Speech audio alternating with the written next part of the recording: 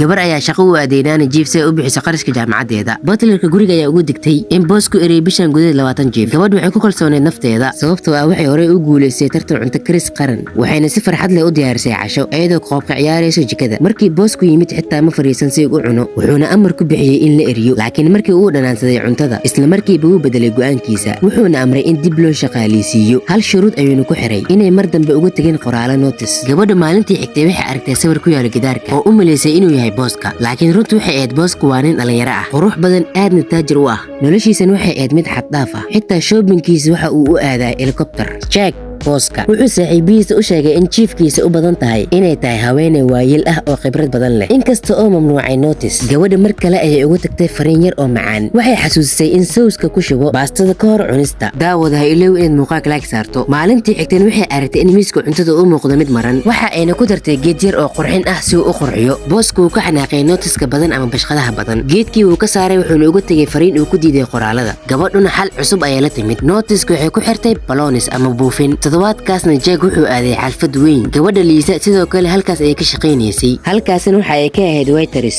laakiin Salim filana labadooduba isma aqoonsan. Inkastoo ay horey u kulmin, kadib markii ay cabitaanka u shubaysay ayaa waxaa dhacay wax cajiib ah. Braceletkeeda ayaa ku xirmay badhanka Jack, laakiin ninkii Jack ahaa si xanaaq leh u jaray braceletkeeda. Liisana aad bay uga carootay, waxa ayna ku tilmaamtay inuu yahay nin kibir badan. Jack wuxuu isku dayay inuu lacag siiyo, laakiin taasi waxay sii kicisay xanaaqeeda. Saaxiib ayaa soo dhexgalay si uu xaaladda u dejiyo. Weligaa ha aamin qof hadduu ku yiraahdo lacagtu wax ma tarto. Waa been, sababtoo ah lacagtu waa furaha adduunka. La soco Barto.